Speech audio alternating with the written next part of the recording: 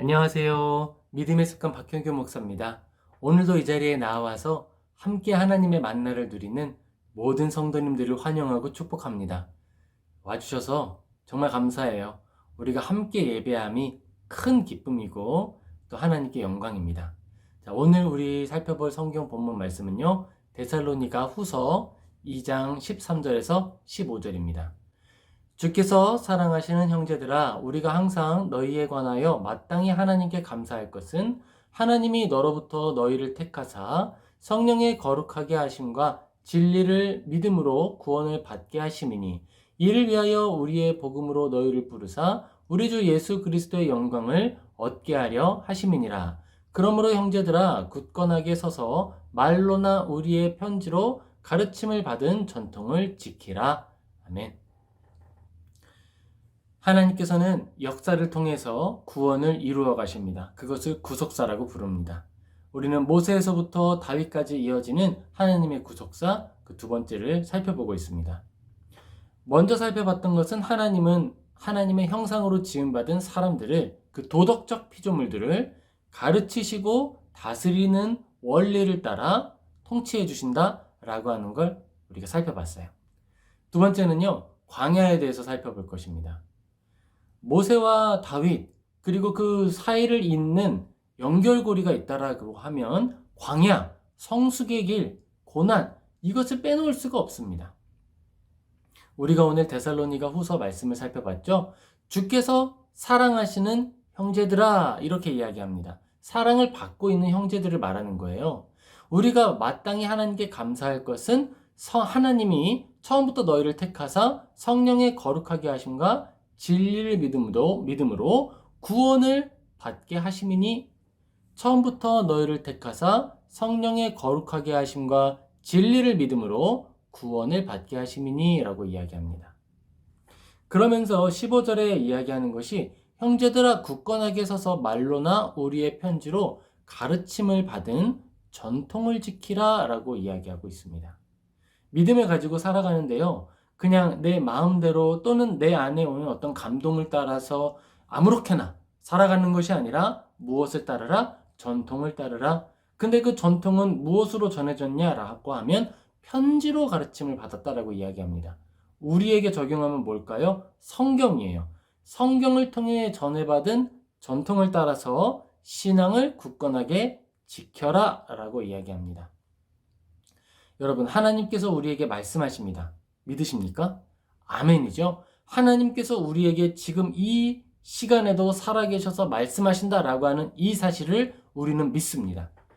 윌리엄 에임스라고 하는 사람이 있습니다. 우리가 참 신뢰할 수 있는 믿음의 스승이에요. 그가 이야기합니다. 청종이라고 하는 것은 하나님을 영화롭게 하고 하나님께 영광 돌리는 일이다 라고 이야기합니다. 왜 그것이 하나님께 영광이 되냐 하면 하나님께서 명령하실 수 있다라고 하는 걸 우리가 인정하고 고백하는 거잖아요. 그러므로 하나님께 영광이다. 또한 하나님께서 나에게 명령하실 수 있는 권한, 권세를 가진 분임을 내 존재로서 드러내기 때문에 그것이 하나님께 영광 돌리는 일이다라고 이야기합니다. 어떠세요? 우리 모두는 하나님의 말씀을 듣고 하나님께 영광 돌리고 있죠? 아멘입니다. 우리의 모든 인생이 하나님께 영광이 되기를 예수님의 이름으로 축복합니다. 하나님의 말씀은 그럼 어떻게 들어야 할까요? 우리가 15절에 살펴봤잖아요. 서서 말로나 우리의 편지로 가르침을 받은 전통을 지키라. 하나님께서 성경을 통해 우리에게 말씀하신다라고 하는 믿음을 가지고 성경을 살펴보는 거예요. 그러면 하나님께서 우리에게 가르쳐 주시는 교훈적 내용이 전달됩니다. 구체적으로는 십계명이죠. 십계명의 내용을 따라서 우리의 삶을 다스리시니까 십계명을 통해서 우리는 양심을 회복을 하는 거예요. 그리고 그 양심을 따라서 시대의 온도를 측정합니다. 그 온도 측정한 결과를 따라서 이제 나는 시대를 뜨겁게 할 것인지, 아니면 이미 뜨거워진 시대에 있어서 우리가 그 너무 과열되지 않도록 중심을 잡아줄 것인지 고민하게 되는 거예요.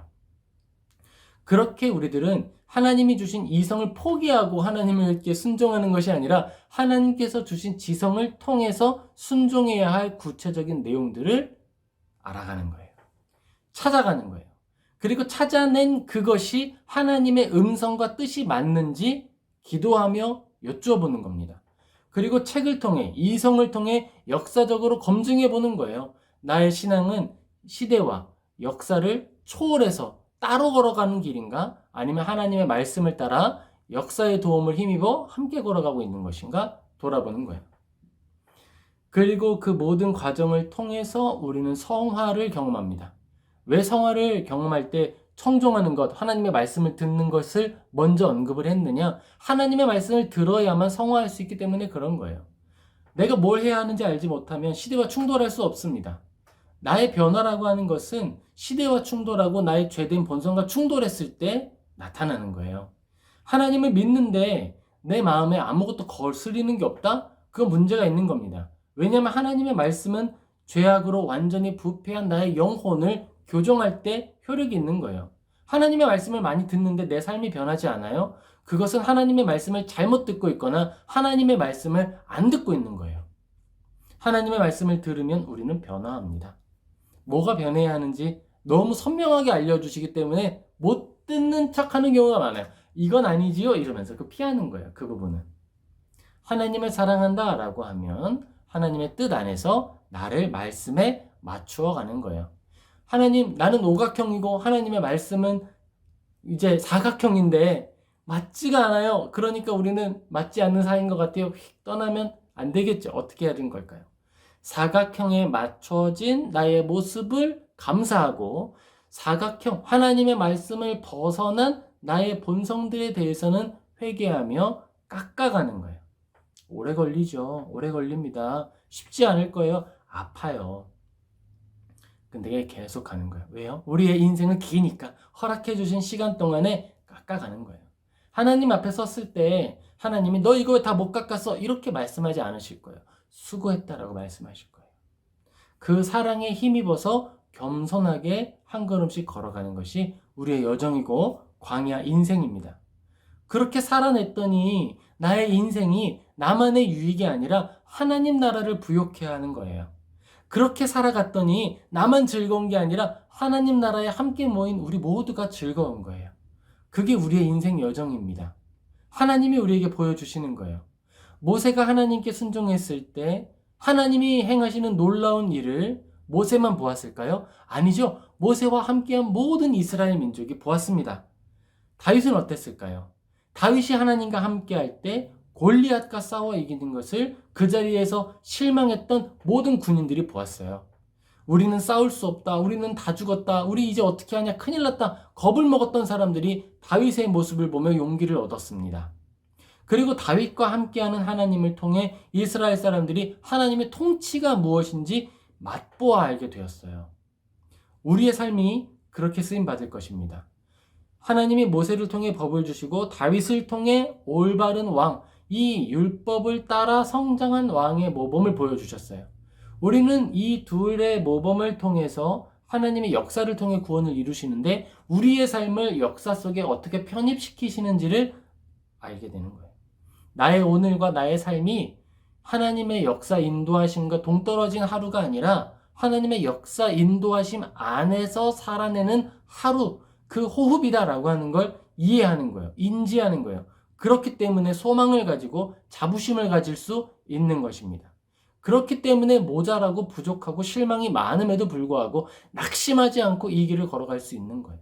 그리고 내 모습을 아무리 깎아도 우리는 이렇게 모서리가 좀 마모되어 있는 오각형이지 사각형은 아닐 거예요. 완전한 모습은 되지 않을 수 있다는 거예요. 하지만 우리가 마모된 모습만큼 하나님을 기쁘시게 했다라고 하는 사실만큼은 분명히 우리가 가져갈 수 있는 거예요. 우리가 그걸 소유할 수 있는 거예요. 그게 우리의 영광입니다. 하나님은 또한 이 고난을 통해서 우리를 성숙시키시는데 또 한편으로는 고난을 통해 교회를 아름답게 하십니다. 교회의 참된 모습을, 참된 신앙을 보존하는 통로가 고난이에요. 우리 교회가 고난을 경험하지 않았다? 우리 교회가 너무너무 평안하고 너무 잘 되고 있다? 잘 보아야 합니다. 잘 보아야 돼요. 그런데 다윗의 왕국처럼 하나님 앞에 엎드림이 늘 있고 그와 함께 부흥과 성장이 나타난다. 그 모습을 쫙 드러내가지고 많은 그리스도인들을 위로하시기를 예수님의 이름으로 축복합니다.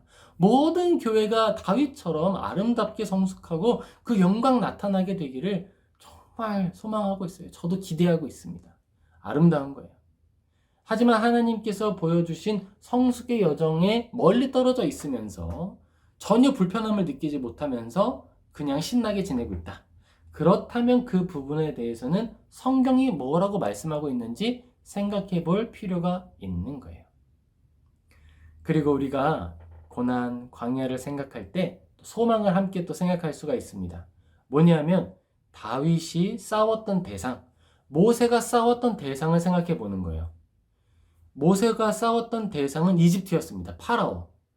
모세의 상황은 어떻죠? 자기를 동의해주는 사람이 전혀 없어요. 기반이 없습니다. 기반이 없고 뭐만 있어요? 하나님의 말씀만 있어요. 하나님의 말씀을 가지고 그들이 받아들일 수 있는 형태로 전달했느냐? 아니요. 들은 대로 전했어요. 모세는 그렇게 살아갔습니다. 모세는 그렇게 파라오 앞에 섰고 이스라엘 민족 앞에 섰어요. 그리고 하나님의 뜻을 보였습니다. 다윗은 어땠을까요? 다윗의 싸움의 대상은 블레셋이었죠. 그리고 사울 왕이었어요. 하나님께서 주신 권위를 찬탈하여서 나의 사적 목적을 위해 쓰는 존재, 악인이죠. 대단한 악인입니다. 바로 그로부터 신앙을 지키고 올바른 믿음을 지켜내는 것이 다윗의 사명이었어요. 도망가는 것입니다. 하나님이 세운 자이기에 그에 대해서 핍박하는 것이 아니라 도망가는 것이 다윗의 사명이었어요. 끝까지 하나님이 이를 이루실 때까지 기다리는 것이 다윗의 사명이었습니다. 모세도 마찬가지죠. 하나님이 홍해를 가르실 때까지 멈춰서서 기다리고 다른 일을 하지 않는 것, 다른 길을 찾지 않는 것이 모세의 일이었어요. 하나님은 그렇게 우리를 교훈하셨습니다. 데살로니가 전서 1장 3절에서 9절이 있습니다. 제가 이렇게 읽어드릴게요. 형제들아, 우리가 너희를 위하여 항상 하나님께 감사할지니 이것이 당연함은 너희의 믿음이 더욱 자라고 너희가 다 각기 서로 사랑함이 풍성함이니 그러므로 너희가 견디고 있는 모든 박해와 환난 중에서 너희 인내와 믿음으로 말미암아 하나님의 여러 교회에서 우리가 친히 자랑하노라. 이는 하나님의 공의로운 심판의 표요 너희로 하여금 하나님의 나라에 합당한 자로 여김을 받게 하려 함이니 그 나라를 위하여 너희가 또한 고난을 받느니라. 너희로 환난을 받게 하는 자들에게는 환난으로 갚으시고 환난을 받는 너희에게는 우리와 함께 안식으로 갚으시는 것이 하나님의 공이시니 주 예수께서 자기의 능력의 천사들과 함께 하늘로부터 불꽃 가운데에 나타나실 때에 하나님을 모르는 자들과 우리 주 예수의 복음에 복종하지 않는 자들에게 형벌을 내리시리니 이런 자들은 주의 얼굴과 그의 힘의 영광을 떠나 영원한 멸망의 형벌을 받으리로다. 아멘. 고난이 오죠. 환난이 옵니다. 믿음을 가지고 온전한 길을 걸어갈 때 어이없는 일이 찾아올 수 있어요. 그때 성경이 우리에게 이야기해 주는 겁니다. 그런 일이 올 때에 하나님이 우리를 지키신다. 그런 일이 올 때에 우리가 올바르게 살아내고 있음은 무엇으로 판명되느냐? 고난으로 판명된다라는 거예요. 우리가 감당하고 있는 이 환난이 하나님의 말씀으로부터 온 것이라면 기쁨으로 받을 수 있다는 거예요. 하나님의 말씀으로부터 온 것이기에 감사함으로 고백하고 기쁘게 받으면 그것이 하나님의 뜻을 이루는 일이 되고 영광이 된다는 거예요. 그것을 모세가 이루었고요. 다윗이 이루었고요. 오늘 우리가 그 배움을 따라 살아냄을 통해 적용되는 거예요. 하나님은 공의의 하나님이십니다. 아무 것으로나 통치하는 분이 아니고 아무 길로나 걸어가게 하시는 분이 아니에요. 당신이 정하신 길, 그 길을 벗어나지 않도록 가르치셨고 벗어난 자들을 징계하시는 것을 통하여서 당신의 뜻을 보여주십니다. 사랑하는 성도 여러분, 하나님을 사랑합시다. 하나님을 사랑하되 광야 속에서도 사랑합시다.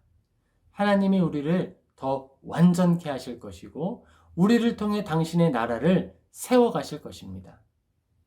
우리가 흘리는 눈물과 땀, 그 모든 수고가 하나님을 기쁘시게 하는 도구가 될 거예요. 그걸 믿기에 우리가 기쁨으로 살아갑니다. 우리가 이 믿음을 가지고 기쁨으로 믿음의 여정 걸어가는 모든 성도님 되시기를 예수님의 이름으로 축복합니다. 아멘. 기도하겠습니다. 하나님, 우리를 붙드시고 인도하시는 하나님, 감사합니다. 우리가 하나님의 말씀을 따라 교훈 얻게 하소서.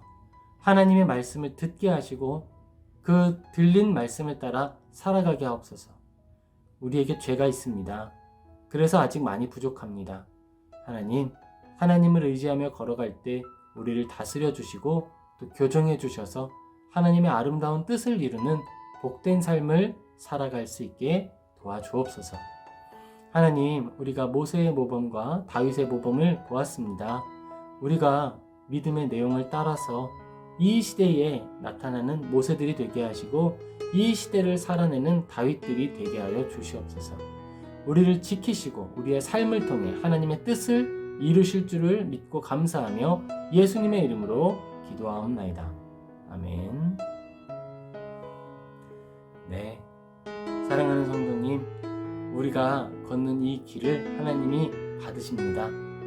우리가 그 믿음으로 견디고 아름다운 열매 맺기까지 그 수고하기를, 땀 흘리기를 멈추지 않는 저 모든 성도님 되시기를 예수님의 이름으로 축복합니다. 아멘. 감사합니다.